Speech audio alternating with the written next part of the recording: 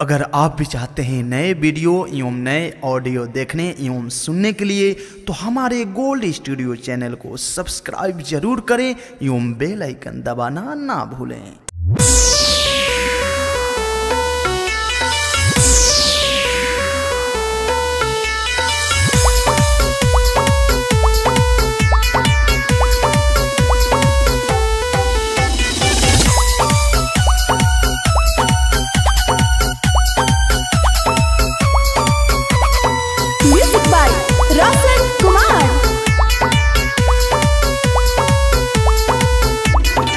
होखता चिंता कैसे जलवा चढ़ाइब, भोला के दर्शन लागे ना कर पाइब।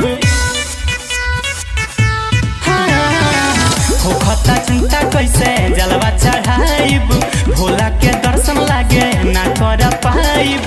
कर दिया राम ये सामरिया हो, सामरिया हो, हमसे ना कामर ढोआई बोलमुआ, चली तो बात है कमरिया हो, हमसे ना कामर ढोआई बोलमुआ, चली तो बात है कमरिया हो।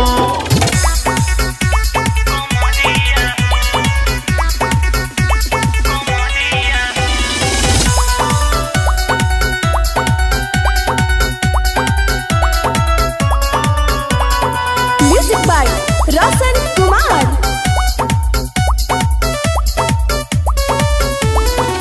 बूटी तू खिंचल है बाड़ा, गांजा तू पियल है बाड़ा, थाकी ना तो हाड मनमा सजाना बा, बतिया बुझा हो, तू ये तना है जनी अब खुदा हो, तू ये तना है जनी अब खुदा हो। बूटी तू खिंचल है बाड़ा, गांजा तू पियल है बाड़ा, थाकी ना तो हाड मनमा सजाना बा, बतिया बुझा हो, तू ये तना है जनी अब खुदा हो।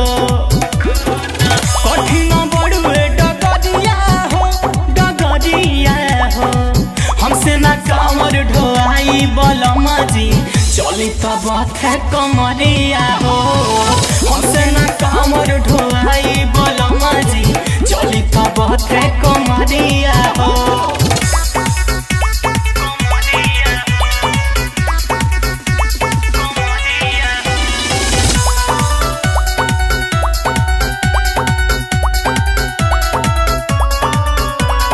Music by Roshan Kumar.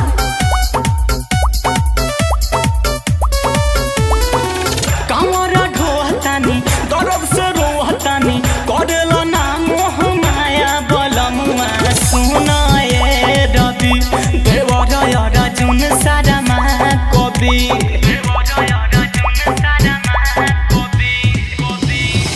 कामरा ढोहतानी दर्द से रोहतानी, करेला ना मोह माया बोलमुआ, सुना ये रवि देवराय अर्जुन सारमा कवि। बुझना हमार लचरिया हो, लचरिया हो, हमसे ना कामर ढोआई बोलमुआ, चली तो बात है कमरिया हो, हमसे ना कामर ढोआई बोलमा जी, चली तो बात है कमरिया हो।